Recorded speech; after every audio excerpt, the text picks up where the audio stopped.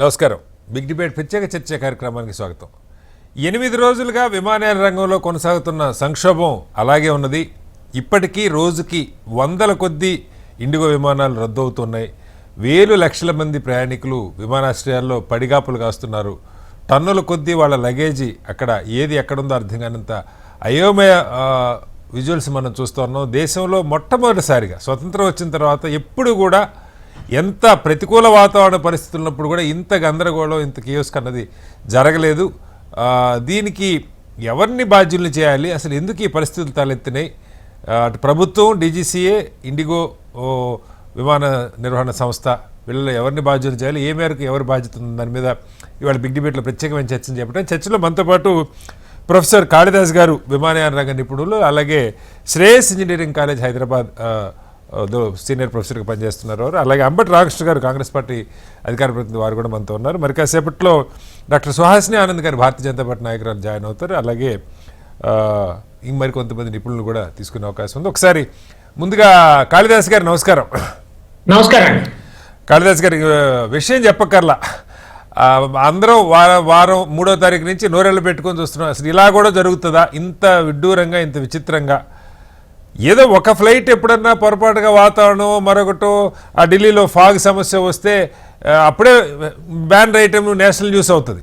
అలాంటిది వందలు వేల కొద్ది విమానాలు రద్దవటం, వాళ్ళకి కనీస సమాచారం లేకపోవటం, విమానాశ్రయాల్లో పడిగాపులు గాయటం, మన రైల్వే స్టేషన్లో లేట్లు చూస్తాం, కానీ విమానాశ్రయాల్లో ఇంత దారుణమైన పరిస్థితి నాకు తెలిసైతే నేను దాదాపు 30 ఏళ్ళ నుంచి చూస్తున్నాను.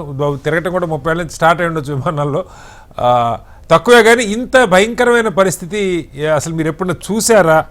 అంతర్జాతీయంగా ఉండేటువంటి నియమ నిబంధనలు, సర్వీస్ రూల్స్, స్టాండర్డ్స్ మనం అసలు ఫాలో అవుతున్నామా?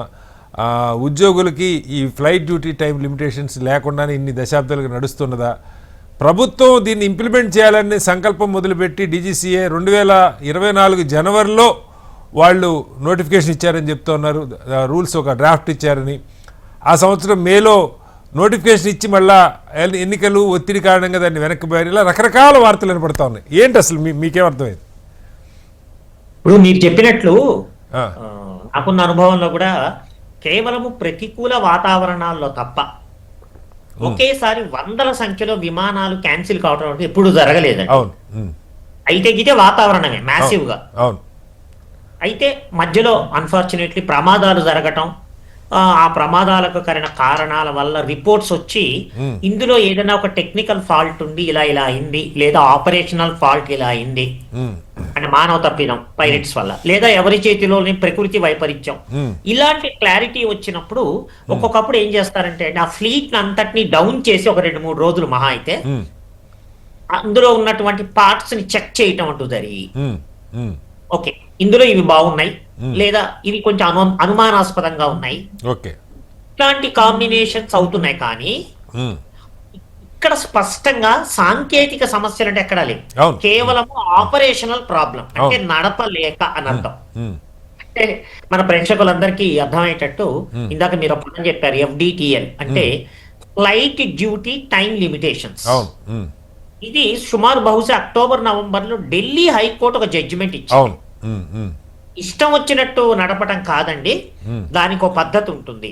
దాన్ని క్రోడీకరించి చూస్తే మనకున్న సమయాభావాన్ని బట్టి ముందు పైలట్స్ యొక్క ఫెటీక్ అంటే వాళ్ళ మీద ఉండేటువంటి మానసికంగా, శారీరకంగా వాళ్ళ మీద పడేటువంటి శ్రమ, అలసట అంటాం.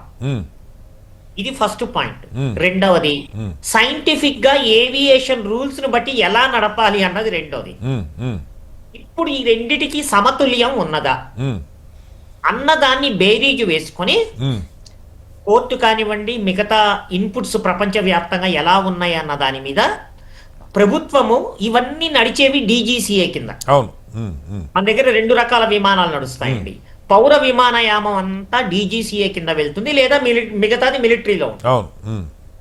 ఈ సివిల్ ఏవియేషన్ డీజీసీఏకి వచ్చేటప్పటికి వాళ్ళు ఏం చేశారు, కొత్త FDTL పెట్టారు. అందులో ప్రధానంగా పైలట్స్ వారానికి 36 గంటలు పాతవి ఏవైతే రెస్ట్ ఉందో వాళ్ళకి అది 48కి చేశారు. రెండవది నైట్ ల్యాండింగ్స్ వరుసగా 2 కన్నా దాటకూడదు. అంతకుముందు 6 ఉండేవి. అవును.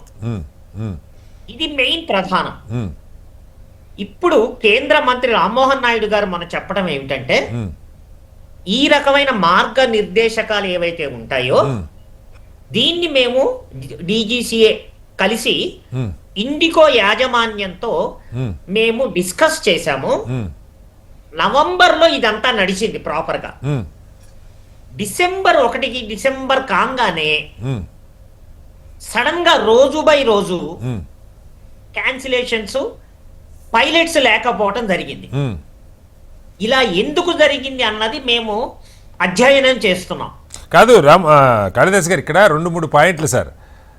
నేను చదివిన దాన్ని బట్టి నాకు అర్థమవుతుంది ఏంటంటే 2024 జనవరిలోనే మొట్టమొదటిసారి ఈ ఫ్లైట్ డ్యూటీ లిమిటేషన్స్ కూడా మొత్తం 22-23 నామ్స్ వీళ్ళకి సంబంధించి వాటిని మాడిఫై చేస్తూ ఒక draft civil aviation ministry release చేసిందని, ఆ తర్వాత ఎన్నికల ముందు 2024 మేలోనే నోటిఫై చేశారని వాటిని.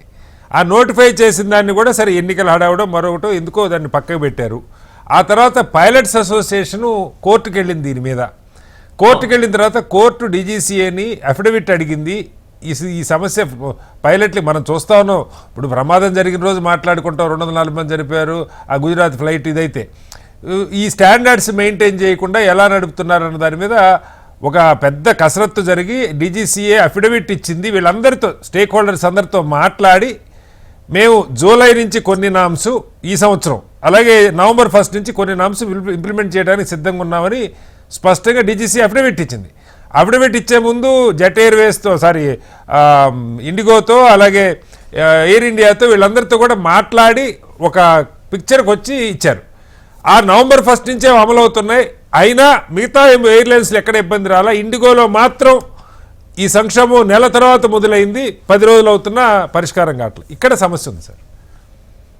ఎస్, ఇక్కడ మీరు చెప్పినట్లు డీజీసీఏ మేము చేస్తాము అంటే వాళ్ళ స్టేక్ హోల్డర్స్ ఇండిగో నుంచి, ఎయిర్ ఇండియా నుంచి, విస్తారా నుంచి ఇంకేమన్నా చిన్న మొన్న కలుపుకొని వాళ్ళు కూడా వీళ్ళకి ఇన్ రైటింగ్ ఏదన్నా ఇచ్చారా, ఈ నామ్స్ ప్రకారం మేము ఆపరేట్ చెయ్యలేము, చేయగలము, లేదా మేము పాక్షికంగా చేయగలము. వచ్చిన వార్తలు ఏంటంటే మిగతా ఎయిర్లైన్స్ అన్ని వెంటనే సర్దుబాటు చేసుకున్నాయి. ఎందుకు? వాళ్ళ వ్యాపారము తక్కువ, వాళ్ళకి కావాల్సినటువంటి పైలట్స్ తక్కువ. ఇప్పుడు ఈ రూల్స్ ను పెడితే ఎక్కువ మంది పైలట్స్ కావాలి. ఫండమెంటల్ గా ఒక్క వాక్యంలో చెప్పాలి అంటే వాళ్ళ దగ్గర ఒక 3,000-3,500 మంది, ఎగ్జాక్ట్ ఫిగర్ నాకు తెలియదు ఎంతమంది అయితే ఉంటారో, కనీసం 1,000-1,500 ఎక్స్ట్రా కావాలి. ఎక్కడి నుంచి తేగలరు? దానికి జరిగిన కసరత్తు జరిగిందా? సాధ్యాసాధ్యాలు ఎలా ఉన్నాయి అన్నది డీజీసీఏ వర్సెస్ ఇండిగో. మనం ఒక శిఖరాగ్ర సమావేశం ఇలాంటి పదాలు వాడుతుంటాం కదా, ఇలాంటి ఒక సమావేశం ఏవియేషన్ మినిస్టర్ కింద వారు ఈ ముఖ్యంగా ఇండిగోతోనే కదా, వాళ్ళకి ఎక్కువ సంఖ్యలో కావాలి కదా. అవును, పెద్ద విమానం 63% స్టేక్, 63% షేర్ బిజినెస్ వాళ్ళదే ఉంది సార్. నేచురల్గా ఎక్కువ మంది కావాలి.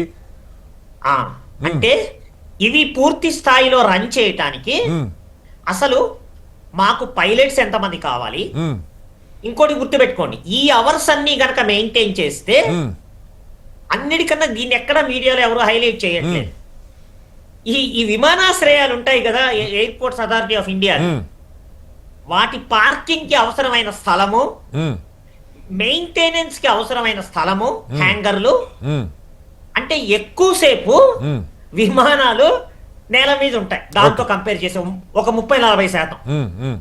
అంటే కేవలము పైలట్లే కాదు, దాని రొటేషన్, సర్వీసింగ్, ఇందాక చెప్పినట్లు పైలట్స్ కి తక్కువ డ్యూటీ అవర్స్, ఎక్కువ రెస్ట్ ఇస్తే విమానాలు ఇదేదో కారు స్కూటర్ ఇంటి ముందు బయట పెట్టుకున్నట్టు కాదుగా, విమానాశ్రయాల్లోనే పెట్టాలి. అంటే ఆపరేషన్స్ రొటేషన్ కావటం అన్నది కిక్కిరిసిపోతుంది. అది కూడా దాని ద్వారా కూడా దీని గురించి ఎక్కువ మాట్లాడాల ఎక్కడ అంటే మ్యాన్ పవర్ ప్రాబ్లం ఉంది.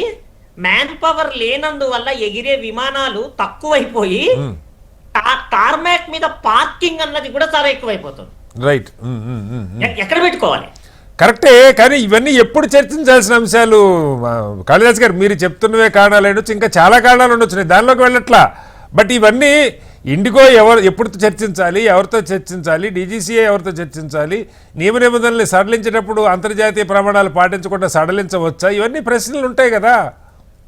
అదే మీరు చెప్పినట్టు కరెక్ట్. అదే నేను చెప్పొస్తోంది.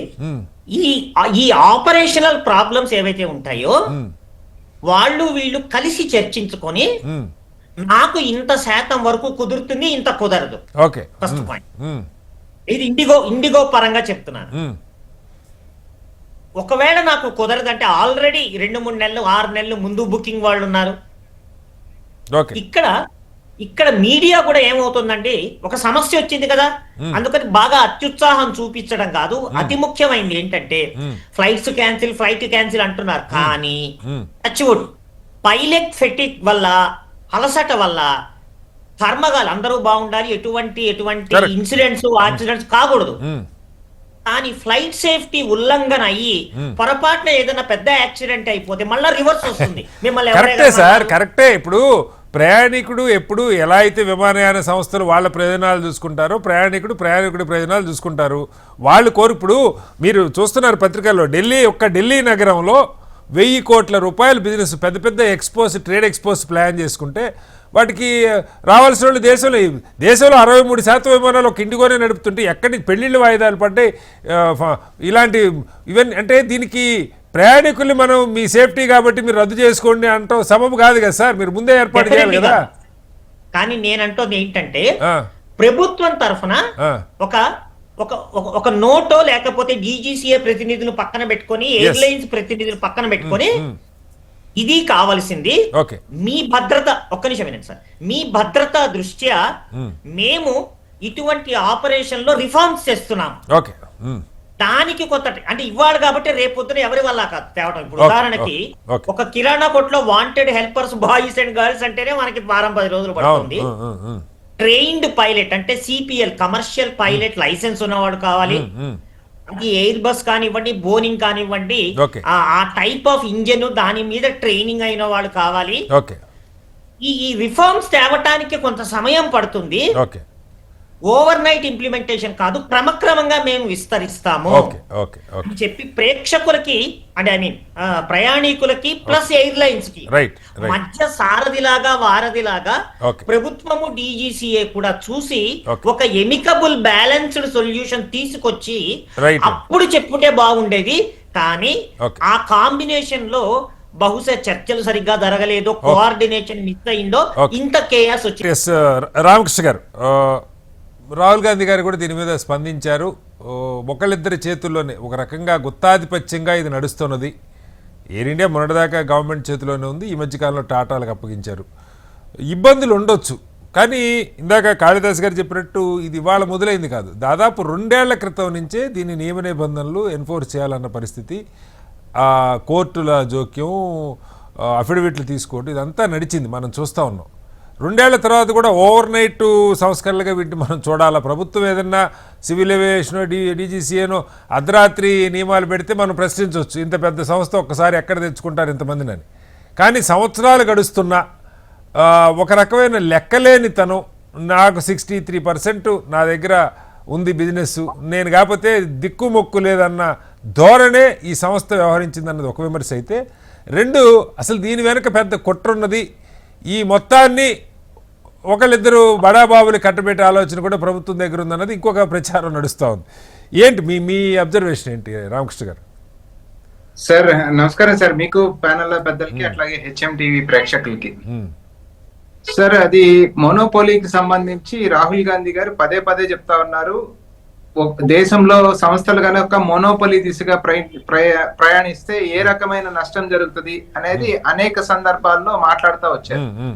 మరీ ముఖ్యంగా ఎయిర్వేస్ ని ఎయిర్ ఇండియాని ప్రైవేటైజ్ చేసే టైంలో కూడా చాలా స్ట్రాంగ్ గా చెప్పడం జరిగింది. ఎయిర్ ఇండియాని కనుక మనం ప్రైవేటైజ్ చేస్తే మోనోపోలిస్టిక్ టెండెన్సీని మనం పెంచిన వాళ్ళు అవుతాము, సో దట్ మన కంట్రోల్ తప్పిపోతుంది, ప్యాసింజర్స్ కి మనం కావాల్సిన న్యాయం చేయలేము, కాబట్టి అది ప్రైవేటైజ్ చెయ్యొద్దు అని చాలా స్ట్రాంగ్ గా ఈ గవర్నమెంట్ కి సూచన చేయడం జరిగింది.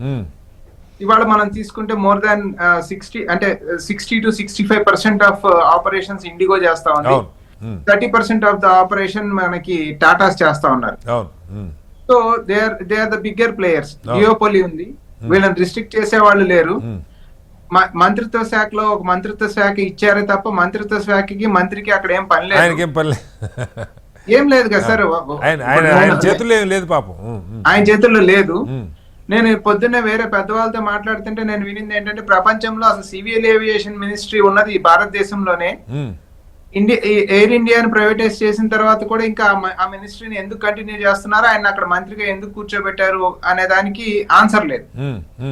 సో అదంతా పక్కన పెడితే 2 సంవత్సరాల సమయం ఇచ్చిన తర్వాత ఈ గైడ్ లైన్స్ ప్రకారం ఎయిర్లైన్స్ నడుచుకోవాలి భారతదేశంలో అనేది DGCA గైడ్ లైన్స్ ఇచ్చిన తర్వాత ఫస్ట్ ఇచ్చినప్పుడే వాళ్ళు దాన్ని మేము ఇమీడియట్ గా అమలు చేయలేము, మాకు ఒక 18 నెలల సమయం కావాలి అని వాళ్ళు రిక్వెస్ట్ చేశారని, ఆ సమయాన్ని కూడా ప్రభుత్వం వాళ్ళకి ఇచ్చిందని, ఆ 18 నెలల సమయం ఇచ్చిన తర్వాత కూడా వాళ్ళు ఈ రకమైన ప్రవర్తన చేసిన తర్వాత దాదాపుగా ఈ దేశంలో 10 లక్షలకు పైగా ప్రయాణికులు ప్రత్యక్షంగా నరకయాతన చూశారండి ఈ ఇండిగో చేసిన ఈ చర్యల వలన. సో ఇది దిస్ అంటే మోనోపోలీ అవటం వల్ల మనకి ఏ రకమైన ప్రమాదం ఉంటది అనేది ఒక చిన్న హెచ్చరిక లాంటిది. సో వాళ్ళు అంత ఆ నిర్ణయం తీసుకున్న తర్వాత ఇప్పుడు సరాసరి ప్రభుత్వం ఒక్క కార్పొరేట్ కంపెనీ తీసుకున్న నిర్ణయానికి కేంద్ర ప్రభుత్వం దిగొచ్చి ప్రయాణికుల యొక్క సేఫ్టీకి సంబంధించిన గైడ్ లైన్స్ మొత్తాన్ని ఏదైతే అమలు చేయాలనుకున్నారో 2 సంవత్సరాల సమయం ఇచ్చిన తర్వాత కూడా మళ్ళీ మొత్తంగా రూల్స్ మొత్తం వెనక్కి తీసుకొని రావాల్సిన పరిస్థితి ఏర్పడిందండి. సో ఒక కార్పొరేట్ కంపెనీ మొనోపోలిస్టిక్ గా ఉన్నప్పుడు మనం ఏ పరిస్థితి ఉత్పన్నం అవుద్ది, దానికి ప్రభుత్వం ఎంత ఈల్డ్ అయ్యి నీల్ డౌన్ చేయాల్సిన పరిస్థితి వచ్చింది అనేది this is the best example. So ఇప్పుడున్న పరిస్థితుల్లో ఇంకొక విషయం కూడా ఏం చర్చ జరుగుతా ఉంది అంటే, ఇవాళ ఆదానీస్ పైలట్ ట్రైనింగ్ స్కూల్స్ మొత్తాన్ని ఆదానీస్ కప్ చెప్పారండి. పైలట్ ట్రైనింగ్ స్కూల్స్ కూడా మొత్తం ఆదాని తీసేసుకున్నాడు. సో ఎయిర్పోర్ట్ లో ఆదానివి, పైలట్ ట్రైనింగ్ స్కూల్స్ ఆదానివి. సో దీన్ని కూడా ఇక ఏవియేషన్ రంగం కూడా ఫ్లైట్స్ కూడా మొత్తం ఆదాని తీసుకుని ఆపరేట్ చేస్తే ఎట్లా ఉంటది అనే దాంట్లో కూడా ఇది ఒక రకంగా జరుగుతా ఉంది. వన్స్ ఆదానికి అప్పచెప్పాలి అన్నప్పుడు ఎటువంటి అడ్డు ఆపులు ఏమీ ఉండకూడదు. కానీ మనం చూసాం, ఉదాహరణకి ఎనర్జీ విషయంలో, గ్రీన్ ఎనర్జీ విషయాల్లో అటువంటి వాటిల్లో ఒక 4 రోజుల ముందు బడ్జెట్ వస్తుందనగా 3 రోజుల ముందు అదాని ఆ రంగంలో ప్రవేశిస్తాడు. బడ్జెట్ లో విపరీతమైన ట్యాక్స్ బెనిఫిట్స్ ప్రభుత్వం ఆ రంగానికి అనౌన్స్ చేస్తుంది. సో ఇది కూడా ఆ రకంగానే అతనికి ఇవ్వాలి అనుకున్న తరుణంలో ఇటువంటి అడ్డంకులు ఏం రాకుండా తన ఇష్టానికి ఫ్లైట్స్ ఎగిరే రకంగా అడ్డంకుల్ని ఇండిగో ఉన్నప్పుడే అవి మొత్తం క్లియర్ చేసి బెనిఫిట్ ఎవరికి వెళ్తుంది అంటే ఆదానికి వెళ్తుంది. తర్వాత ఇన్ కేసు ఒకవేళ ఆదాని తీసుకుంటే ఇది కనుక అతను తీసుకుంటే పెద్ద అపవాదుని ఈ ప్రభుత్వం మరొకసారి మొయ్యాల్సి వస్తుంది. సో ఇది తీసుకోకపోయినా కూడా ఇప్పుడున్న మోనోపోలిస్టిక్ టెండెన్సీ అపవాదని మీరు అంటున్నారు, నిజంగా బాగు చేసాం పెద్దవాళ్ళ చేతిలో పెట్టి బాగుపడిందని చెప్తారు, మీరు ఎలా ఊహిస్తారు అపవాదని? అంటే ఇప్పుడు వాళ్ళు ఏం చెప్పదలుచుకున్నా చెప్పుకోవచ్చు సార్. ఇప్పుడు ఇండిగో అనేది ఒక పెద్ద సంస్థగా మనం చూస్తున్నాం. ఇండిగో అనే సంస్థ ఇవాళ ఒక 10 రోజుల పాటు ఒక హెచ్చరిక చేసి నేను నా ఇష్టానికి నేను ఫ్లైట్స్ రన్ చేయను అన్నప్పుడు ఈ దేశం ఏమైంది అనేది చూసాము. దాని వల్ల ప్రజలు ఎంత ఇబ్బంది పడ్డారు, ఎంత నష్టపోయారు అనేది చూస్తా ఉన్నాం. సో సెక్టార్ తీసుకెళ్లి అప్పచెప్పిన తర్వాత అతనే రాజు, అతనే మంత్రి ఆ సెక్టార్ మొత్తానికి. ఇవాళ రామ్మోహన్ నాయుడు అనే మంత్రి గారు నిమిత్త మాత్రుడు అందులో. సరే, మనం గవర్నమెంట్ ని, నరేంద్ర మోడీ గారి యొక్క ఇమేజ్ ని కాపాడడం కోసంగా రామ్మోహన్ నాయుడుని బలిపశువుని చేయడానికి మనం మాట్లాడొచ్చు. కానీ ఇన్ఫాక్ట్ ఆ కేబినెట్ లో ఏ మంత్రి అన్నా తనకు సంబంధించిన శాఖ ఒక హోమ్ మినిస్టర్ తప్ప సొంత నిర్ణయాలు తీసుకునే అవకాశం ఉందా? అటువంటిది పాపం రామ్మోహన్ నాయుడు గారు ఏం చేయగలుగుతారు? సో ఈ రకంగా మొనోపోలిస్టిక్ టెండెన్సీస్ ని కార్పొరేట్స్ లో ఈ దేశంలో గనక ప్రమోట్ చేసుకుంటా పోతే పర్యావసానాలు డెఫినెట్ గా ఈ రకంగానే ఉంటాయి. మరి ముఖ్యంగా ఇంకొక విషయం కూడా చూడండి, ఈ ప్రభుత్వం అంటే అనాలోచితంగా చేస్తున్న అనేక విషయాలు రైట్ ఫ్రమ్ అంటే 14లో మోడీ గారు గవర్నమెంట్ వచ్చిన తర్వాత డిమానిటైజేషన్, దాని వల్ల బెనిఫిట్ ఏంటి అంటే బెనిఫిట్ లేదు. Okay. Wrong implementation of GST 8 సంవత్సరాల తర్వాత మళ్ళీ వాళ్ళే చెప్పారు తప్పు చేసాం సరిదిద్దుకుంటున్నామని. ఓకే, ఫార్ములాస్ తీసుకొచ్చారు. తప్పు మనం జరిగింది, దీనికి వెనక్కి వద్దాం సార్, తీసుకున్నారు. కొంచెం దీనికి వద్దాం సార్, పెద్ద సబ్జెక్ట్ Yes, sir. చెప్తున్నా సార్, నేను చెప్పేది అనేక విషయాల్లో వీళ్ళు ఈ రకంగా చేయటం. ఇవాళ డీజీసీఏ రూల్స్ తీసుకొచ్చినా ప్రభుత్వం వెనక్కి తీసుకురావాల్సిన పరిస్థితి, అంటే ఏ రకంగా బ్యాక్ స్టెప్ వేయాల్సి వస్తుంది ఓకే అనేది. ఇందాక పెద్దలు మాట్లాడితే అసలు చర్చలు ఏమన్నా జరిగినాయా, వీళ్ళు ఏమన్నా అష్యూరెన్స్ ఇచ్చారా, లేకపోతే ఏ రకంగా ఇంప్లిమెంట్ చేస్తాం అనేది అక్కడ అది అక్రాస్ ద టేబుల్ ఏమీ జరగలేదు కదా. ఇప్పుడు కనీసం ఒక సమీక్ష జరగాలి కదా. మీరు సంవత్సరంన్నర కాలం అడిగారు, ఒక 6 నెలల ముందో సంవత్సరం ముందో ఇప్పుడు వరకు మీరు ఏం ప్రోగ్రెస్ తీసుకున్నారు, ఎట్లా ముందుకెళ్ళిపోతా ఉంది అని ఒక సమీక్షలు అయితే జరగాలి కదా. సో అటువంటి సమీక్షలు చేయలేదు, ఏమి లేదు. నిక్ ఆఫ్ ద మూమెంట్ వచ్చిన తర్వాత అంటే వాడికి ఒక గుండె వాడికి ఒక ధైర్యం ఉంది. వన్స్ నేను కనుక మొత్తం హాల్ట్ చేస్తే ఈ దేశం రన్ కాదు, చేయలేరు అనే ఒక ధైర్యం ఆ మోనోపోలిస్టిక్ టెండెన్సీలో వాడికి ఉంది. కాబట్టి వాడి ఇష్టానికి వాడు ప్రవర్తిస్తున్నాడు. దాని అనుగుణంగా మనం వాడికి ఆయాచితంగా కట్టబెడతా ఉన్నాం. ఇవాళ దాని పర్యవసానాన్ని మనం ఇక్కడ చూడటం జరిగింది. కటారి గారు రైట్ సార్, మళ్ళీ వస్తాను రామకృష్ణ గారి మీ దగ్గరికి. మనతో డాక్టర్ సుహాసిని ఆనంద్ గారు కూడా జాయిన్ అయ్యారు. సుహాసిని గారు నమస్కారం. నమస్తే శ్రీనివాస్ గారు. నేను విజిబిలిటీ లేదనుకుంటా కదా నా స్క్రీన్? కనపడుతున్నారు Suhasini garu, you are very much visible on the screen. Suhasini garu, ఇక్కడ పాయింట్ ఏంటంటే భారతదేశంలో విమానయాన రంగం విపరీతంగా పెరుగుతూ ఉన్నది, మనందరికి తెలుసు. విమాన ఆశ్రయాలు పెరుగుతూ ఉన్నాయి, విమానాలు పెరుగుతూ ఉన్నాయి, ప్రయాణం చేయడానికి లక్షల్లో కొత్త ప్రయాణికులు, ఆ సంపద కొద్దిమంది కన్నా సరే పెరుగుతుంది, వాళ్ళు జాయిన్ అవుతున్నారు. ఫ్లైట్ టారిఫ్స్ గురించి కూడా పెద్దగా చర్చ లేదు దేశంలో. ఏదో ఆ డైనమిక్ ప్రైజింగ్ అంటారు, దాని ఇష్టం జనం వాళ్ళ ప్లానింగ్ని బట్టి కొంత ముందు చేసుకున్న వాళ్ళు తక్కువ వస్తుంది, అప్పటికప్పుడు చేసుకుంటే ఎక్కువ. దాని మీద ఏం ధర్నాలు లేవు, రాస్తారోకోలు లేవు రోడ్ల మీద. మనందరికీ తెలిసేది బస్ టికెట్లు పెంచితే వామపక్షాల్లో రోడ్డు మీదకి వచ్చి ధర్నా చేస్తారు, కానీ విమాన టికెట్లు పెంచితే కూడా ఎవరు అడగరు. ఇంత సౌలభ్యం ఉన్నా, ఇంత డిమాండ్ ఉన్నా కూడా, సుహాసిని గారు, ఇంత డిమాండ్ ఉన్నా ఈ దేశంలో ఎందుకని ఇప్పటిదాకా సరిపడినంత మంది పైలట్లను తయారు చేసుకోలేకపోతున్నాం, సరిపడిన విమానాలు తెచ్చుకోలేకపోతా ఉన్నాం? మార్కెట్ మొత్తం ఒకళ్ళిద్దరి చేతుల్లోనే ఎందుకు ఉన్నది? 2 ఏళ్ల నుంచి ఈ నియమాల గురించి చర్చ జరుగుతూ డ్రాఫ్ట్ రెడీ చేసి నోటిఫికేషన్ ఇచ్చి కోర్టులు ఇన్వాల్వ్ అయ్యి ఇంత జరుగుతున్న చీమ కుట్టినట్టు ఆ సంస్థ ఎందుకు వ్యవహరించలేదు? కనీసం ఎందుకు వాళ్ళకే మళ్ళా 6% మొన్న ఈ డిసెంబర్లో 6% ఎక్స్ట్రా నడుపుకోవచ్చని వాళ్ళకి ప్రత్యేక, వాళ్ళ షార్టేజ్ మనకు అర్థమవుతూ కూడా 6% ఎక్స్ట్రా నడుపుకోవచ్చు వింటర్ కాబట్టి వాళ్ళకి ఎందుకు ఇచ్చారు? ఇవాళ ఎండ్ ఆఫ్ ద డే దేశం మొత్తం నిలిచిపోయేలాగా ఎకానమీ, మనం చెప్తున్న ఎకానమీ $5 ట్రిలియన్ మరొకట, అది నిలిచిపోయేలాగా పరిస్థితులు. ఢిల్లీలో confederation of trade and industry వాళ్ళు మీటింగ్ పెట్టి చెప్పారు, ఈ వారం రోజుల్లో ఒక్క ఢిల్లీ నగరానికే 1000 కోట్ల నష్టం అని చెప్పి. ఈ లెక్కన దేశం మొత్తం ఎంత నష్టపోయింది, ఎంతమంది వాళ్ళ పనులు వాయిదా వేసుకున్నారు, ఎవరిని బాధ్యులు చేస్తారు? సుహాసిని గారు. శ్రీనివాస్ గారు నమస్తే, ప్యానెల్లో ఉన్న పెద్దలకి నమస్కారం. ఇక్కడ చాలా ఇంపార్టెంట్ డిస్కషన్ ఇది, ఎందుకంటే ఇది మనకి మీరు అన్నట్టుగా ఎన్నో సర్వీసెస్ పెరిగాయి. అందులో ఇప్పుడు ఒక సామాన్యుడు కూడా ఫ్లైట్ లో తిరిగే స్థాయికి ఎదిగాడు మన భారతదేశానికి. రాను అసలు ఈ మధ్య కాలంలో ఒక రకంగా మీరు కనుక అబ్జర్వ్ చేసినట్లయితే ఎయిర్పోర్ట్స్ కూడా మనం రైల్వే స్టేషన్ లో ఉన్నామా ఎయిర్పోర్ట్ లో ఉన్నామా అన్న ఫీల్ వచ్చింది చాలా మందికి. సో అంటే అంత మంది ఈ ఎయిర్పోర్ట్స్ కి వచ్చి అంటే ఫ్లైట్స్ లో జర్నీ చేస్తున్నారు అంటే వాళ్ళ లివింగ్ స్టాండర్డ్స్ పెరగడం. ఒక్కసారిగా ఒకటి మీరు అన్నట్టు అంటే ఇందులో ఎఫిషియన్సీస్ ఉంటాయి, చాలా కంపెనీస్ వచ్చాయి, కానీ కొన్ని తట్టుకుని నిలబడగలిగాయి, కొన్ని తట్టుకొని నిలబడలేకపోయాయి. చాలా వాటికి మనం ఫుల్ ఫ్రీ ట్రేడ్ ఇన్వైట్ అయితే చేశాము, ఎందుకంటే ఇది లాభదాయకంగా ఉంటే ఏ కంపెనీ ఎవరు మాత్రం రారు. కానీ చాలా ఎఫిషియెంట్ గా నడిపిన దానిలో అందరికీ కూడా కొంత నమ్మకం.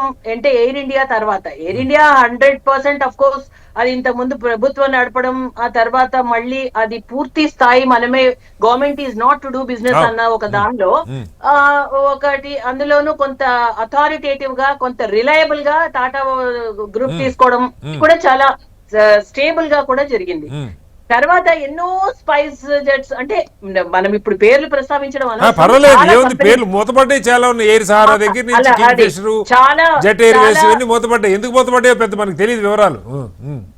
అంత పెద్ద వాటి గురించి కాదు, చిన్న చిన్నవి డొమెస్టిక్ ఫ్లైట్స్ గురించి నేను మాట్లాడుతున్నాను. సరే ఇంటర్నేషనల్ ఫ్లైట్స్ వదిలేసేయండి, అవి ఏమున్నా సరే అవి it's between bilateral both countries మధ్యలో ఆ ఎఫిషియన్సీ అది వేరు. నేను అన్నది I'm talking about domestic airlines. అదే డొమెస్టిక్ లో కూడా అండి, ఇప్పుడు మనకి కింగ్ ఫిషర్ ఇంటర్నేషనల్ లోనే డొమెస్టిక్ ఉన్నాయి కానీ వీలైనంత వరకు ఎక్కువగా కాంబో పెద్ద ఇవి కాకుండా చిన్న చిన్నవి చాలా అసలు ఎలా అంటే ఇక బస్ రైడ్స్ లాగా తిరిగేస్తున్నాయి. దానిలో గతంలో ఇప్పుడు సేఫ్టీ అండ్ సెక్యూరిటీ విషయానికి వచ్చినప్పుడు అంటే టైం కి ఎంత రష్ గా ఉన్నా సరే టైం కి ఎక్కడ డిలే లేకుండా వెళ్లేది ఇండిగో. ఇండిగో ఆపరేషన్స్ కానీ ఇండిగో ఎఫిషియన్సీ కానీ అందరూ ప్రజలు ఇష్టపడడం, పైగా మరీ అతిగా కూడా లేకుండా నిజంగా కూడా అఫోర్డబుల్ ప్రైజెస్ లో ఉంటేనే కదా ఇంతమంది పీపుల్ ఇంతమంది వెళ్తారు దాని టికెట్స్ కొనుక్కుని. కాబట్టి ఇదంతా కూడా మనం చూస్తున్నాం, ఎవరికి తెలియని విషయం ఏం కాదు, everything is in public domain. And ఇంకొకటి ఏంటంటే సేఫ్టీ అండ్ సెక్యూరిటీ విషయానికి వచ్చినప్పుడు గతంలో కూడా 36 hours ఉండడం and night time 12 AM to 5 AM ఉండడం. కానీ తర్వాత ఇంకొంచెం అంటే ఏంటిది ఇంకొంచెం సేఫ్టీ సెక్యూరిటీ ప్రజల కోసం అన్నది ఒక మనం కొత్త రూల్ ఒకటి సెంట్రల్ గవర్నమెంట్ కూడా వాళ్ళు డిసైడ్ చేయడం, దానికి ఒప్పుకోవడం. అంటే 10 PM to 6 AM ఏదైతే నైట్ టైమింగ్స్ కింద కొంచెం మారాయో దాంతో గతం కన్నా ఒకటి ఇమీడియట్ గా పైలట్స్ ని రిక్రూట్ చేసుకోవడానికి దానికి చాలా ట్రైనింగ్ ప్రాసెస్ అవి కూడా కావాల్సి వస్తున్నాయి. But what ever it is అండి, యాజ్ ఆఫ్ నౌ ప్రజలు ఒక్కసారి ఇబ్బంది పడిపోవడం. సరే సుహాసిని గారు, ఇక్కడ నా పాయింట్ ఏంటంటే ఇదేదో పండగ సంక్రాంతికి రైళ్లకి ఎగబడుతున్న పరిస్థితి కూడా ఏమి కాదు. విమానాలకి మనకు తెలుసు, రైళ్ళకి బస్సులకి ఊహించని విధంగా జనం వచ్చి అక్కడ పడి ఇవన్నీ ముందు అడ్వాన్స్గా బుక్ చేసుకొని ఫ్లైట్ ఉంటేనే బుక్ చేసుకుంటారు. ఫ్లైట్ లేకుండా రైల్వే స్టేషన్కి ఎయిర్పోర్ట్కి ఎవరు రారు కదా, మనకు తెలుసు కదా. ఇక్కడ నేను అంటున్నది వాళ్ళు ఈ రూల్స్ కొత్తగా, మన చర్చ ఏంటంటే ఈ రూల్స్ కొత్తగా పెట్టినవి కాదు, 2 ఏళ్ల నుంచి దీని మీద చర్చ నడుస్తున్నది. 6 నెలల ముందు నుంచి ఇంప్లిమెంట్ స్టార్ట్ అయింది, July 1 నుంచి. November 1 నుంచి సెకండ్ ఫేజ్ కొత్త రూల్స్ కూడా 1 month చక్కగా ఇంప్లిమెంట్ అయింది. ఎందుకు December 3 నుంచి కథ అడ్డం తిరిగింది? అక్కడ పాయింట్. అది స్ట్రిక్ట్ రూల్సే, ఎందుకంటే మనకి సేఫ్టీ అండ్ సెక్యూరిటీ ముఖ్యం. మెల్లిగా మనం ఇంప్లిమెంట్ చేస్తారేమో, వాళ్ళు అన్నిట్లోనూ కూడా కొంత టైము అవి సమయ పాలన అవన్నీ కూడా చూస్తున్నారు కదా అని వాళ్ళకి గుడ్ గ్రౌండ్స్ లో వాళ్ళకి కొంత టైం, ఎప్పుడైతే కొంత టైం ల్యాప్స్ అవుతుందో they are not at all following the rules అన్నప్పుడు కొంత స్ట్రిక్ట్ గా అక్కడ ఇంప్లిమెంట్ చేయడం జరిగింది. దానిలో ఒక్కసారి జర్క్ వచ్చింది, అది వెంటనే అదే ఓవర్ నైట్ అది సాల్వ్ చేయలేక అదేమైంది అన్ని ఒక్కసారిగా స్టాప్ అయిపోవడం 1000 పైన. అది ఒకటండి. వెంటనే ఎయిర్పోర్ట్ ఏవియేషన్ మినిస్ట్రీ కూడా దాన్ని ఎందుకు ఇప్పుడు కొంత దానికి లెవరేజ్ వచ్చింది అంటే ముందు ప్రజలని ఇబ్బంది చేయకుండా. నెక్స్ట్ ఏంటంటే మీరు మనం అనుకున్నట్టు అసలు దీని తర్వాత ప్రోస్ అండ్ కాన్స్ ఏంటి, ఎందుకు ఇంత ఈ నెక్స్ట్ మనం ఎప్పటికైనా సరే ఇటువంటి ప్రమాదం రాకపోలేదు, సో నెక్స్ట్ మనం ఏం చేయాలి అన్న దాని మీద థింక్ ట్యాంక్ ఉందండి. అంత ఈజీగా ఏ ఇష్యూ కూడా అన్సాల్వ్డ్ గా ఇక్కడ మనకి ఇండియాలో లేదు. ఎందుకంటే ఎన్నో మహమ్మారి 2014 నుంచి ఆ మహమ్మారిని గతంలో జరిగిన ఆ ఒక misuse and misutilization of everything కూడా మనం కరెక్ట్ చేసుకుంటూ వస్తున్నాం. So we can one on one stabilize అవుతోంది, స్ట్రీమ్ లైన్ అవుతోంది. కాబట్టి ప్రజలు అంత బాగా మనకి ఎన్డీఏని పట్టం కడుతున్నారు. సుహాసిని గారు, ఇక్కడ పట్టం కట్టారా నేను అనేది ఒకటే నా ప్రశ్న ఒకటే సుహాసిని గారు. పాయింట్ ఏంటంటే ఇంత స్పష్టంగా ఇది కనపడుతున్నా మనకి దాదాపు 63 ఇవాళ ఒక చర్చ అయితే చాలా దాదాపు ఓపెన్గా వైరల్గా జరుగుతున్న చర్చలు 2 పాయింట్లు అండి. ఇంటెన్షనల్గానే ప్రభుత్వం నిజంగా కూడా ఇంక 4 రోజులు పోతే ప్రభుత్వం మీద భారీగా వ్యతిరేకత వస్తుంది కాబట్టి నియమాలు సడలించుకోక తప్పదు. ఇప్పటికే వెనక్కి తీసుకున్నారు, పెట్టిన నియమాలు వెనక్కి తీసుకున్నారు. February 10 దాకా టైం ఇచ్చారు వాళ్ళకి, అయినా సెట్ కావట్లేదు. నెంబర్ 1. నెంబర్ 2, రెండవది సంస్థ కుట్ర బన్నిందన్నది ఒక చర్చ అయితే, ఏది ప్రభుత్వంని ఆమ్టిస్ట్ చేయటానికి ఈ రూల్స్ చచ్చినట్టు మీరు వెనక్కి తీసుకుంటారా, లేకపోతే మమ్మల్ని చేతులు ఎత్తేయమంటారా? చేతులు ఎత్తేస్తే ప్రజలు నష్టపోతారు. నెంబర్ 1. నెంబర్ 2, మీరు అబ్జర్వ్ చేస్తే శ్రీనివాస్ గారు, సడలించడం అంటేది చేతులు ఎత్తేయడం కాదు. ఇప్పుడు the question is between 36 hours and 48 hours అంతే. సో 48 hours ఉన్న స్ట్రిక్ట్ రూల్ ని మళ్ళీ back to 36 hours. 36 is also safe. But మనం ఇంకొంచెం ఎక్స్ట్రా లార్జ్ సేఫ్టీ మెజర్స్ తీసుకోవడానికి స్ట్రిక్ట్ రూల్ పెట్టాం, అంతే తప్ప బైండ్ అవ్వడము బెండ్ అవ్వడం కాదు. బట్ ఇక్కడ కూడా సేఫ్టీని మనము not at the cost of the safety of the traveller, అది ఇంపార్టెంట్ మనం గుర్తుపెట్టు. సో 48 hours అనేది ఏదైతే స్ట్రిక్ట్ చేసామో అది పాతది 36 hours. ఇది కాదు సుహాసిని గారు, ఇది ప్రభుత్వం స్ట్రిక్ట్ చేయటం కాదు. హైకోర్టులు, సుప్రీం కోర్టులు దీని మీద పైలట్ల అసోసియేషన్లు కోర్టులకు వెళ్ళి సాధించుకున్నటువంటి ఇది. ఇవాళ కూడా పైలట్లు దీని మీద చాలా పెద్ద ఇది చేస్తూ ఉన్నారు. మీరు ఆ సడలింపిస్తే మేము అంగీకరించి, ఎందుకంటే ప్రపంచవ్యాప్తంగా కొన్ని స్టాండర్డ్స్ ఉంటాయి. నేను మొదటే చెప్పాను, మీరు విమానం టికెట్ ఒక 4000 పెంచుతారా తగ్గిస్తారా వేరే చర్చ, కానీ వాళ్ళ స్టాండర్డ్స్ వాళ్ళ లైఫే కాదు మొత్తం ప్రయాణికుల జీవితాలు కూడా పణంగా పెట్టే నిర్ణయాలు చేయొద్దన్నది మనకు అర్థమవుతున్న అంశం. అవునండి, అదే అందుకనే ఇప్పుడు ఈ ట్రెమర్ వచ్చింది. This is definitely A tremor. ఇది దృష్టిలో పెట్టుకుని నెక్స్ట్ రాబోయే రోజుల్లో, ఎందుకంటే నిజంగా కూడా 90-95% ఒకళ్ళ దగ్గర ఇద్దరి దగ్గర ఉండడం కూడా కరెక్ట్ కాదు. సో ప్రజల కోసం ఖచ్చితంగా ఆలోచించాల్సిన విషయం. ఎందుకంటే ఏదో ఇది బ్లైండ్ గా లేదు అది మేమే కరెక్ట్ తప్పు అని మేము అంటం లేదు, బట్ ఇది తప్పకుండా దీని మీద సొల్యూషన్ తీసుకోవాలి. ఈవెన్ దో ఇప్పుడు government of India is there to work for the people. So definitely ఇప్పుడున్నవన్నీ కూడా పరిగణలోకి తీసుకుంటాము. దానిపైన చర్చ ఆలోచన జరుగుతుంది. నెక్స్ట్ మళ్ళీ పునరావృతం కాకుండా మనం చూసుకోవాలన్నది ఇక్కడ ఛాలెంజ్. సో ఖచ్చితంగా ఇది స్టెబిలైజ్ అయిపోతుందండి. ఇప్పుడు పాట్నా అండ్ చెన్నై అండ్ గుర్గాం లో కూడా రిపోర్ట్స్ కూడా తీసుకోవడం జరిగింది. అక్కడ కూడా నార్మలైజ్ అవుతోంది సిచ్యువేషన్.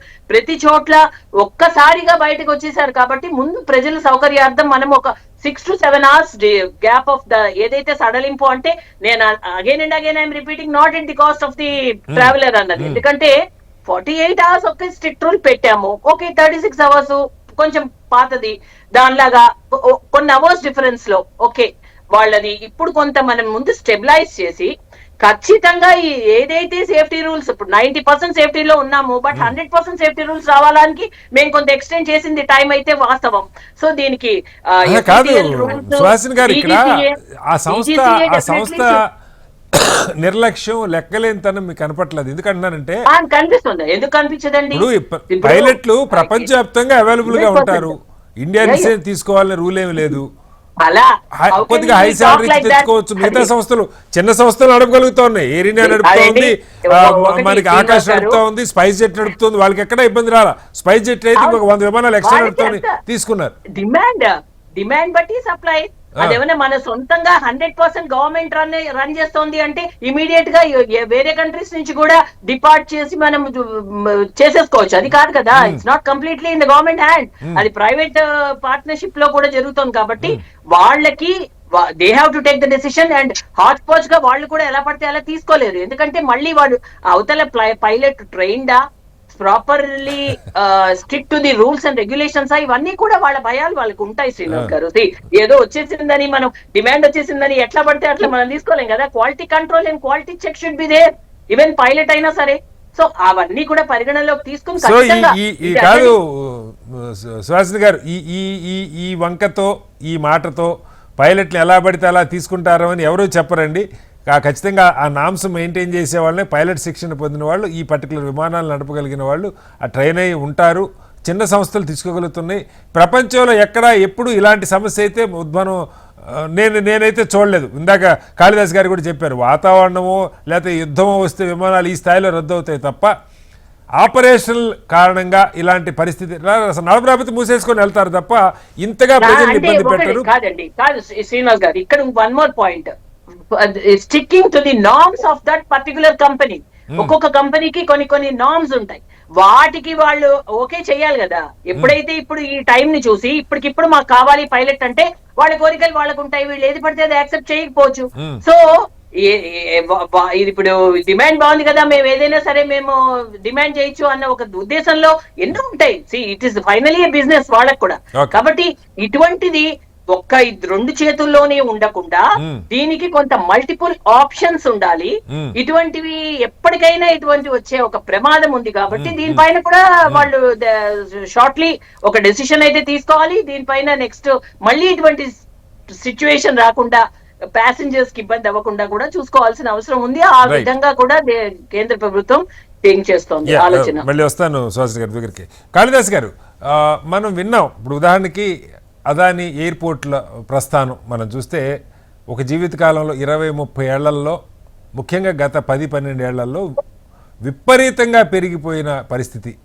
హైదరాబాద్ జీవీకేదే ఎగ్జాంపుల్. బాంబే ఎయిర్పోర్ట్ జీవీకే వాళ్ళు రన్ చేసేవాళ్ళు, వాళ్ళని అదరగొట్టి బెదరగొట్టి అక్కడి నుంచి పంపించారు. ప్రభుత్వాలు ఒత్తిడి చేసినాయి, వాళ్ళు అదానికి ఇచ్చే తప్పని పరిస్థితి ఏర్పడిందని తెలంగాణ అంతా మాట్లాడుకుంటా ఉన్నారు. చాలామందికి తెలుసు ఆ విషయం ఏం జరిగిందన్నది. నేననేది ఇది పక్కకు పెడితే, ఇవాళ ఒకళ్ళిద్దరి చేతుల్లోనే అనేక, ఇప్పుడు విమానాశ్రయాలు వాళ్ళ చేతుల్లోనే ఉన్నాయి, ఈ పైలట్ శిక్షణ కేంద్రాలు కూడా ఉన్నాయని రామకృష్ణ గారు చెప్తున్నారు. నాకైతే తెలియదు దాని గురించి. ఇలా దీని వెనక ఏదన్నా ఒక పెద్ద వ్యూహం ఉండొచ్చా? వ్యూహం ఉంటే ఉంది నాకు అర్థం.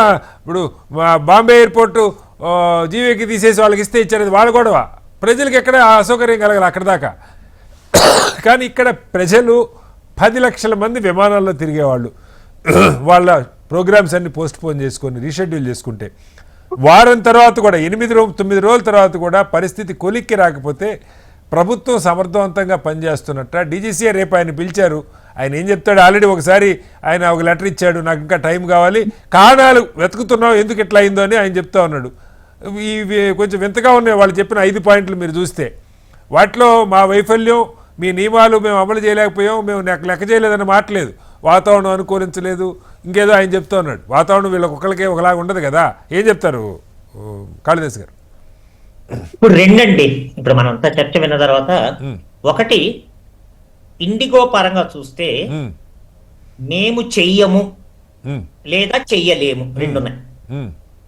సో ఎందుకు చెయ్యలేవు అన్న ప్రశ్న ఒకవేళ అంటే మేము చెయ్యము అనేది ఒక్కసారి వేరే ఒక్క నిమిషం పక్కన పెడదాం.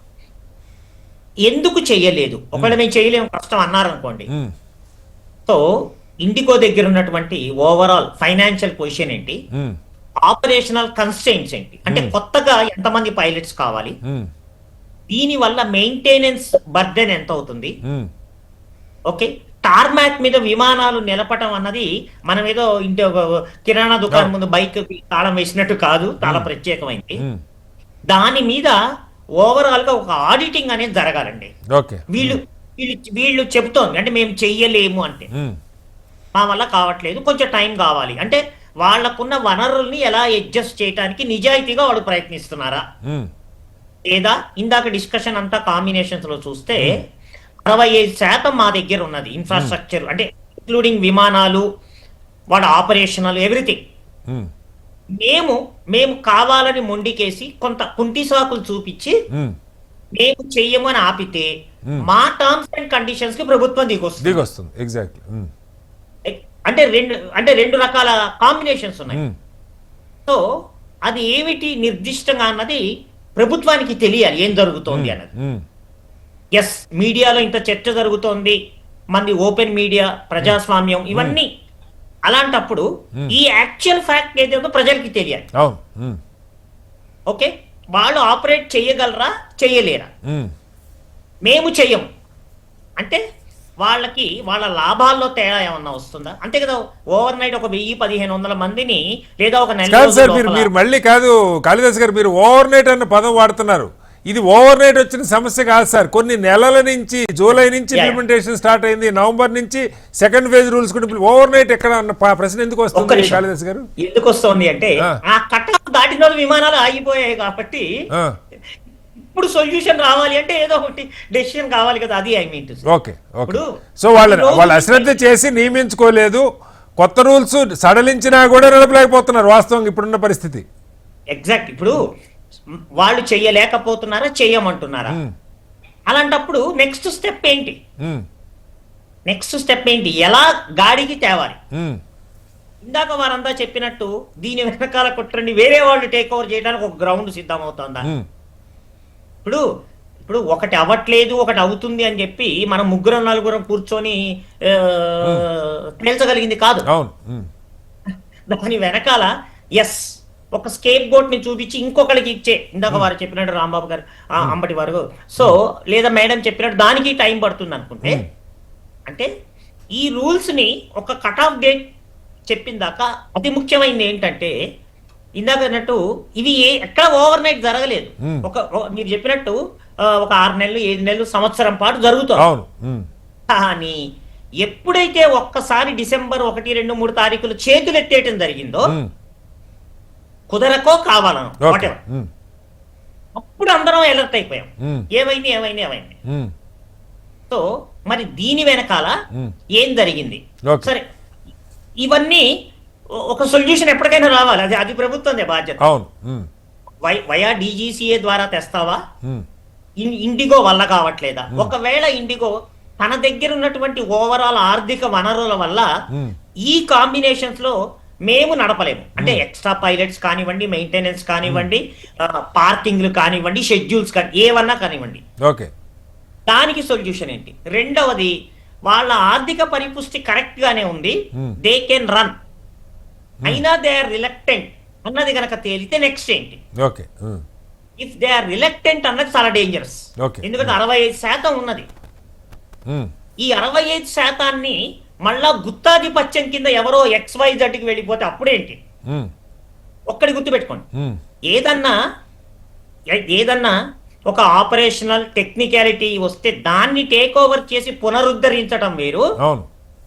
నేను చెప్పే దాంట్లో ఒక సూక్ష్మం కూడా ఉన్నది, అది అందరికీ అర్థం అవుతుంది.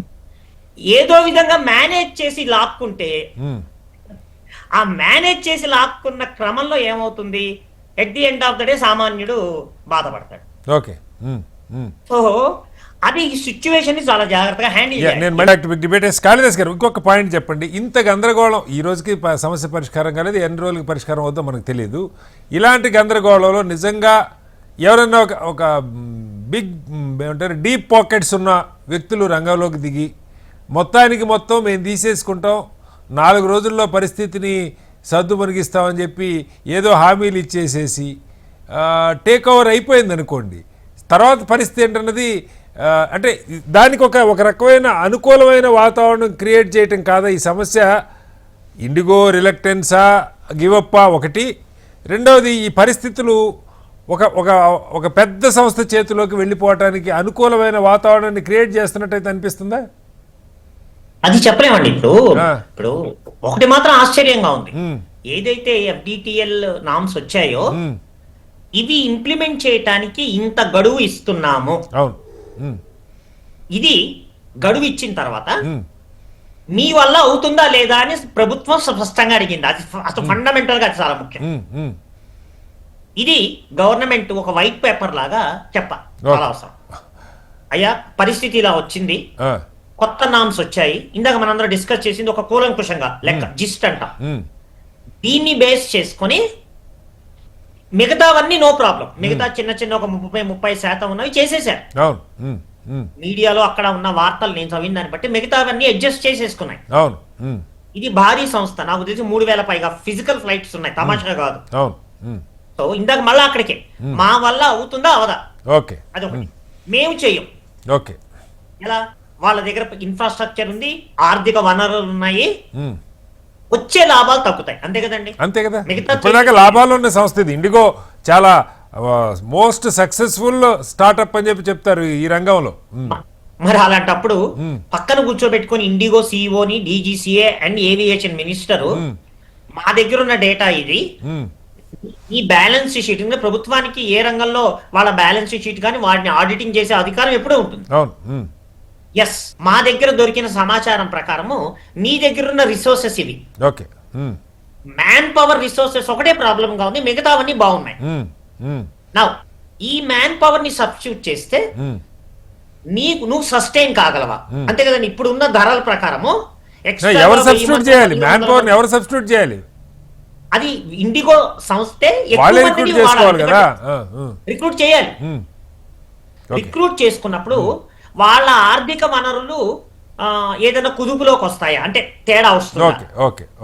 First point, we are providing extra safety by reducing the pilots workload అన్నప్పుడు ఎక్కువ మందిని రిక్రూట్ చేసుకుంటే దాని ప్రకారంగా మరి ఇది ఏది ధరలు పెరగాలి కంపల్సరీ. పైలట్స్ వర్క్ లోడ్ విషయంలో కూడా సార్ చాలా రకరకాలు, వాళ్ళు ఫ్లైట్లో సీట్లో కూర్చున్న దగ్గర నుంచి లెక్కేసే గంటలు కొన్ని ఉన్నాయి, డ్యూటీలో రిపోర్ట్ చేసిన దగ్గర నుంచి 13 గంటలు, నేను విన్నదైతే 13 hours వాళ్ళకి వన్స్ సైన్ ఇన్ చేసిన దగ్గర నుంచి మళ్ళీ దిగిపోయేదాకా 13 అవర్స్ టైము ఒక డ్యూటీ కింద లెక్కేస్తారని ఇలా చాలా అంటే అది కంట్రీని బట్టి ఏవియేషన్ సంస్థ వాళ్ళు ఎటువంటి నామ్స్ తీసుకుంటుంది, డీజీసీఏ ఎటువంటి నామ్స్ చెప్తున్న ప్రకారమే ఉంటుంది. ఓకే ఓకే సో ఒక నిమిషం, ఇవన్నీ చేసిన తర్వాత ప్లస్ అంతర్జాతీయ పరంగా ఏటీఎఫ్ అంటాం కదా, aviation turbine fuel. Russia Ukraine combinations లో రకరకాల చోట భయంకరమైన యుద్ధాలు, రోజుకో యుద్ధం, దాని వల్ల కూడా విపరీతంగా ఈ చమురు కాస్ట్ మెయింటెనెన్స్ పెరుగుతున్నాయి. ప్లస్ దీని వల్ల ఎక్స్ట్రా పైలట్స్ మేము రిక్రూట్ చేసుకోవాల్సి వస్తే మాకు సస్టైన్ కావడానికి టికెట్ ధరలు మేము పబ్లిక్ వెంటనే చెప్పకూడదు, చెప్పంగానే 150 మీడియా సంస్థలు చర్చలు మొదలెడితే ప్రజలు రోడ్డు మీదకి వస్తారు.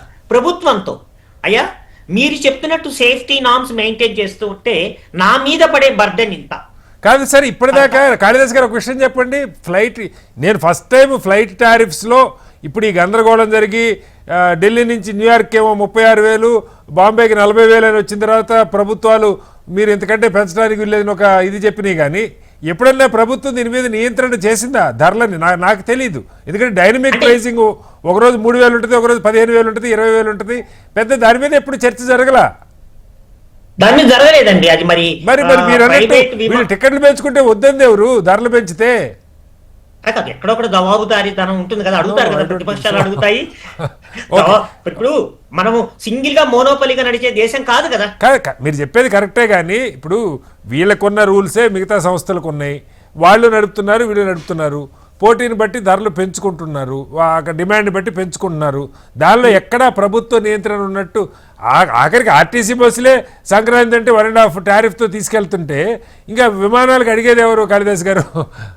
గవర్నమెంటే. DGCA plus ministry of civil aviation ఉన్నది అన్ని రకాలు చూసుకోవడానికి. అది చూసుకొని నియంత్రించినట్టు నేనైతే ఎక్కడ వెళ్ళా. మీ దృష్టిలో ఉంటే చెప్పండి, నియంత్రణ ఉన్నది విమానాల ధరల మీద అంటే ఎప్పుడన్నా అలా నియంత్రణ విధించారా?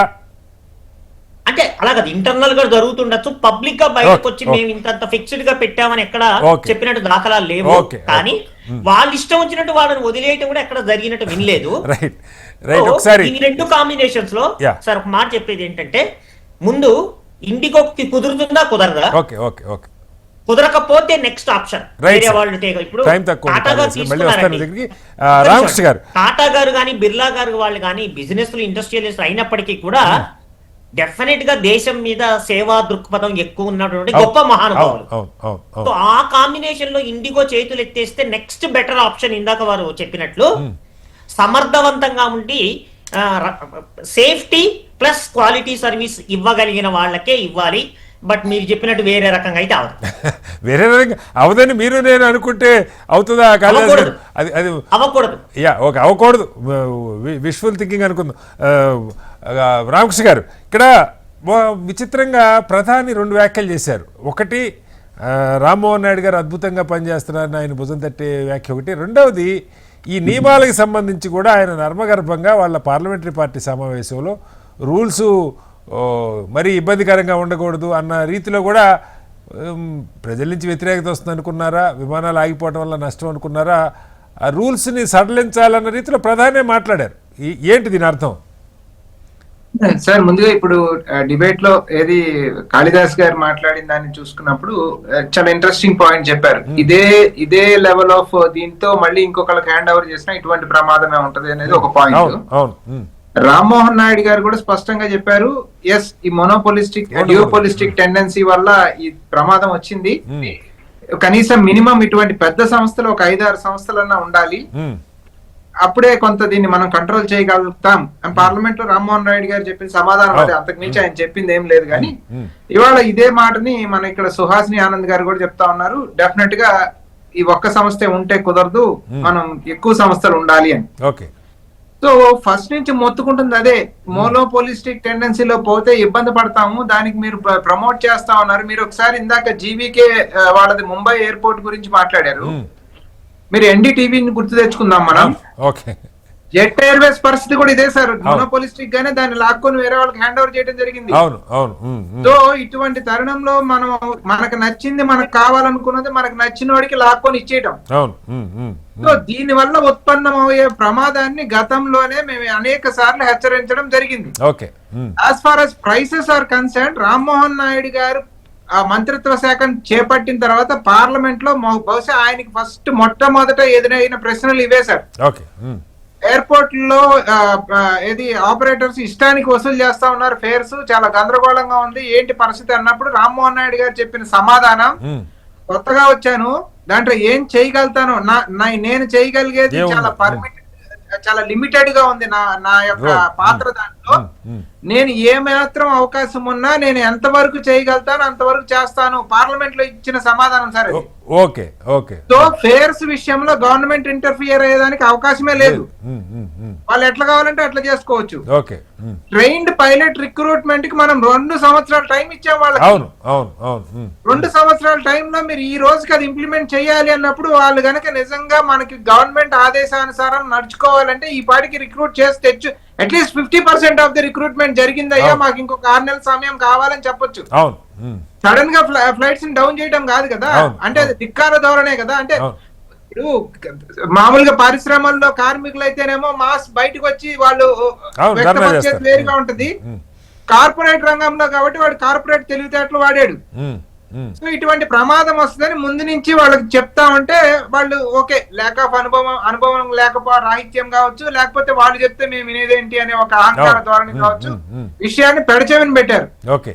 సో దీని యొక్క పర్యవసానం ఇవాళ లక్షలాది మంది భారతీయులు ఇబ్బంది పడతా ఉన్నారు. Okay right. సో దీన్ని మొత్తాన్ని ఇవాళ సరిదిద్దాల్సిన బాధ్యత కేంద్రంలోని నరేంద్ర మోడీ గారి ప్రభుత్వాన్ని. Okay okay okay. సో ఆ పరిస్థితి ఎక్కడికి వచ్చారు వీళ్ళు అంటే ఇమ్మీడియట్ గా దాని రూల్స్ మొత్తాన్ని విత్డ్రా అంటే అట్లీస్ట్ చర్చలకు వెళ్ళటం కాదు సార్. అవును అవును. వాడిని పిలిపించి నువ్వు ఇమ్మీడియట్ గా ముందు ఫ్లైట్స్ అయితే ఫ్లై చెయ్యి, ప్రజలకు ఇబ్బంది జరగడానికి లేదు, ప్రయాణికులు ఇబ్బంది పడటానికి వీల్లేదు. ఎస్ నీకేమన్నా ఇబ్బందులు ఉంటే రా, మేమేమో మీరు కూర్చొని మాట్లాడుకుందాం. ఓకే. ఫ్లైట్స్ నేను విన్నదైతే రామకృష్ణ గారు పైలట్స్ రోస్టర్ కూడా 2 రోజులకు ఒకటి ఇస్తున్నారని, అది ఒక వారం 10 రోజులు కూడా ఇవ్వట్లేదు. ఇప్పుడు ఇవాళ 10వ తారీఖులో అనుకోండి, 12వ తారీఖు దాకా రోస్టరే పైలట్ల చేతిలో ఉంది, 13వ తారీఖు వాడు ఏం చేయాలో వాడికి కూడా ఇప్పటిదాకా తెలియదు, అంత భయంకరంగా ఉంది ఆ సంస్థ. అదే సార్, అటువంటి పరిస్థితుల్లో వాడిని పిలిపించి నువ్వు ముందు ఫ్లైట్స్ ఫ్లై చేయి, తను నీతో మాట్లాడతాం, చర్చలు జరుపుతాం అనే ధైర్యం లేకపోయింది కదా. పూర్తిగా మనం రూల్స్ అన్ని విత్డ్రా చేసుకునే పరిస్థితికి వచ్చాం కదా. Right sir.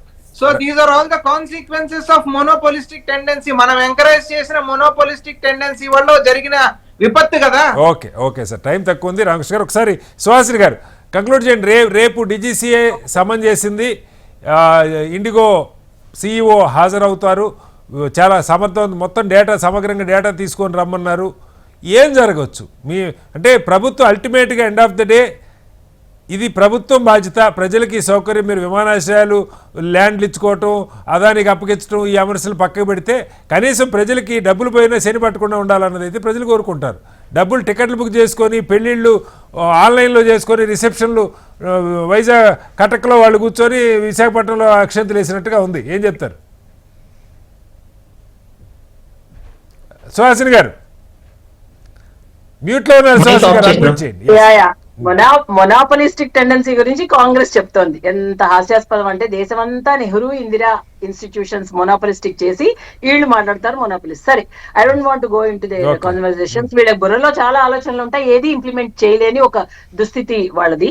ఒకటేంటంటే ఇక్కడ ఇప్పుడు మీరు అన్నారు ప్రైజెస్ మీద కంట్రోల్ లేదు, అది ప్రైజెస్ మీద కంట్రోల్ ఉంటుందండి definitely. There will be a check on prices, ఎందుకంటే ఎలా పడితే అలా టారిఫ్స్ మీద కంట్రోల్ ఉంటుంది. ఇంకొకటి ఏంటంటే ఇమీడియట్ గా 10% ఆఫ్ ది ఎయిర్లైన్స్ తగ్గించమని ఎందుకు చెప్పింది అంటే దీనికి కూడా airports authority of India supervise చేస్తుంది, సివిల్ ఏవియేషన్ మినిస్ట్రీ కంట్రోల్ కొంత ఉంటుంది. అంటే ఇవన్నీ కూడా కొన్ని రూల్స్ ఉంటాయి. 6% పెంచారు మేడం, వింటర్ 6% వాళ్ళకి పెంచుకొని ఇప్పుడు 10% తగ్గించారు, ఓవరాల్ 4% తగ్గింది వాళ్ళకి.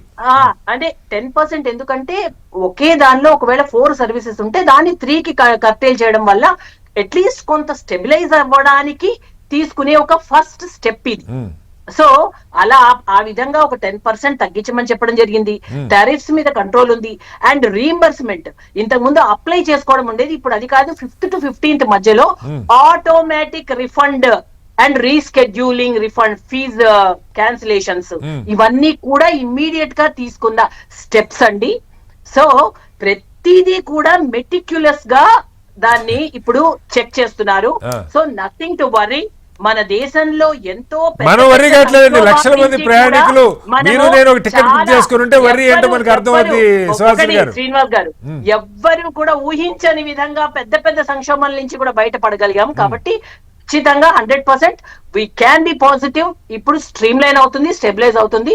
ఫైనలీ అందరూ సేఫ్ అండ్ సెక్యూర్డ్ గా ఉండడం కోసం కొన్ని పెడతామండి. ఒక్కొక్కసారి ఏమవుతుందంటే ఇట్ టేక్ సమ్ టైం. అందులో ఇండిగో లాంటి ఎఫిషియంట్ కంపెనీ ఈ విధంగా చేసింది అంటే అదొక ప్రశ్నార్థకమే, అదొక క్వశ్చనబుల్ థింగ్. ఎందుకంటే we have given them sufficient time. నేను అదే అంటున్నాను కదా. సో ఖచ్చితంగా ఇదంతా కూడా ఆల్ ది త్రీ, అటు డీజీసీఏ, ఏవియేషన్ మినిస్ట్రీ, ఇటు airports authority of India, everything will take it this in to consideration. ఖచ్చితంగా దీనిపైన నెక్స్ట్ ఏం చేయాలి, కొంత బెటర్మెంట్ అన్నది జరుగుతుంది అన్నది నేను చెప్పగలను. రైట్, మొత్తానికి రేపైతే ఇండిగో సీఈఓతో డీజీసీఏ సమావేశం ఉన్నది. ఇప్పటికి 8 రోజులుగా ప్రతిష్టంభన కొనసాగుతూనే ఉంది. రోజుకి వందల ఫ్లైట్లు రద్దవుతున్నాయి. ఇది నేర సమానమైన నిర్లక్ష్యమా సంస్థ వైపు నుంచి, లేదా ప్రభుత్వాల అలసత్వం, అమలు చేయలేని నియమాల్ని ముందు నుంచి పట్టించుకోకుండా ఆ సంస్థలో ఏం జరుగుతుంది, రిక్రూట్మెంట్ జరుగుతున్నాయా లేదా అన్నది చూసి చూడకుండా వదిలేశారా? ఇంత సంక్షోభం కారణం ఎవరన్నది ఈ దేశంలో కోర్టులు తేలుస్తాయా, ప్రభుత్వాలు తేలుస్తాయా, ప్రజలు తేలుస్తారా అన్నది అర్థం కానిటువంటి అంశం. ఇప్పటికైతే ప్రజలు ఇబ్బందులు ఎదుర్కొంటున్నారు. వీలైనంత త్వరగా ఈ ఇబ్బందులు ముగియాలని కోరుకుందాం. చర్చలో పాల్గొన్న ప్రొఫెసర్ కాళిదాస్ గారికి, అంబటి రామకృష్ణ గారికి, డాక్టర్ సుహాసిని ఆనంద్ గారికి ధన్యవాదాలు. ఇది వాళ్ళ బిగ్ డిబేట్. మరోస్తే మళ్ళీ కలుద్దాం. అంతవరకు నమస్కారం.